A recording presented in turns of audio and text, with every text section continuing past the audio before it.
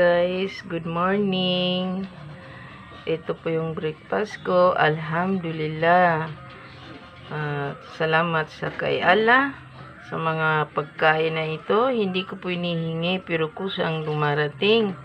Alhamdulillah talaga. Ito po pagkain gawa ng Bangsamoro. Ito po, proud po ako sa mga pagkain namin. Ito po, kuan ito.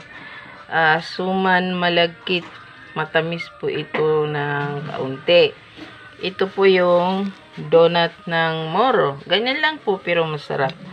Ito naman po yung ipinagmamalaki ng mga Moro, mga Maguindanao na recipe. Ito po yung bolwa o sa akin na iranon berwa. Ayan guys, share ko lang sa inyo. At ito ang aking kape. At nakikita niyo, iba talaga yung cup na binili ng kapatid ko. Ang laki po. Pero sinukat ko naman po ay katamtaman din. Kagaya ng mga ordinaryong mga cup. So, ayan guys, share ko lang po to sa inyo.